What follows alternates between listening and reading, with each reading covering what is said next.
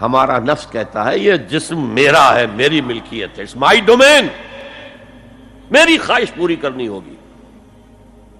جیسے اس نے کہا میں نہیں جانتا کوئی خدا ہے میرے سوا اور میرے اوپر، میں نہیں مانتا. نفس بھی کہتا میں نہیں ماننے کو تیار، کیا حلال ہے کیا حرام ہے، کیا جائز ہے کیا ناجائز، میری خواہش پوری کرو.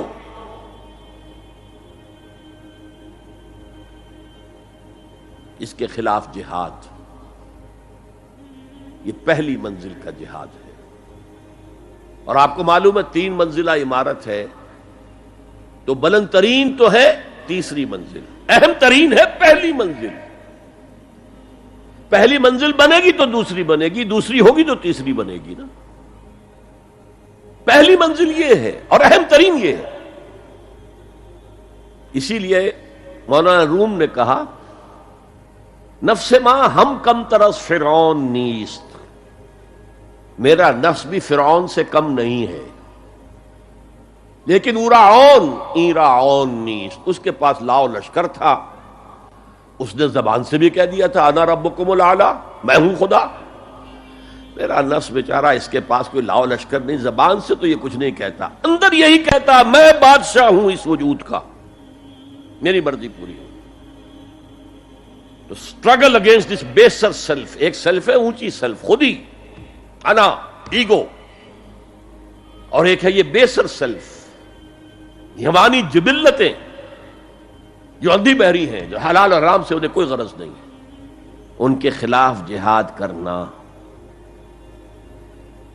آپ نے فرمایا صلی اللہ علیہ وسلم المجاہد من جاہد نفسہ، اصل مجاہد وہ ہے جو اپنے نفس کے خلاف جہاد کر سکے. تمہارے اندر یہ دشمن تو بیٹھا ہوا ہے، تکڑا ہے، تمہیں کنٹرول کر رہا، چلے آؤ باہر کے دشمنوں سے جہاد کرنے کے لیے. تم نے ٹانگے کو گھوڑے کے آگے باندھ دیا. اور ایک دفعہ حضور سے پوچھا گیا ای الجہاد افضل یا رسول اللہ، اے اللہ کے رسول سب سے افضل جہاد کون سا ہے؟ فرمایا ان تجاہد نفسک فی طاعت اللہ، اپنے نفس کے خلاف جہاد کرو، اسے اللہ کا مطیع کرو. یہ جو اندر کی کشمکش ہے، کشاکش ہے، یہ جہاد فی سبیل اللہ کا نقطہ آغاز، اللہ کا مطیع بنانا ہے نفس کو. اس کے ساتھ 2 سب لیول اور ہیں. اس نفس کو بھڑکانے والی ایک قوت ہے انویزیبل، اور ویزیبل بھی ہے. انویزیبل قوت سب سے بڑی ابلیس، شیطان لعین، اور اس کے چیلے چانٹے جنات میں سے، اور ویزیبل میں انسانوں میں جو اس کے ایجنٹ ہیں، جو فحاشی کو کلچر کا نام دے، یہ اس ابلیس کے چیلے ہیں. ان کے خلاف جہاد نہیں کریں گے آپ. اگر آپ ان کے خلاف ایگریسو ایٹیٹیوڈ اختیار نہیں کریں گے تو آپ ان کے دباؤ میں آ جائیں گے. ان الشیطان لکم عدوا فاتخذوہ عدوا، اے لوگوں یہ شیطان تمہارا دشمن ہے، اس کو اپنا دشمن سمجھو. وہ تمہیں سبز باغ دکھاتا ہے، بدی کو مزین کر کے دکھاتا ہے، اچھے اچھے نام اس کے رکھ دیتا ہے، اور تمہیں آمادہ کرتا ہے بدی کے ارتکاب پر. نہیں، وہ تمہارا دشمن ہے. افتتخذونہ وذریتہ اولیاء من دونی، تم مجھے چھوڑ کر اسے اور اس کے چیلے چانٹوں کو تم اپنا دوست بناتے ہو. نہیں، شیطان کے خلاف جنگ کرو. اور تیسرا اس پر سب لیول کیا ہے؟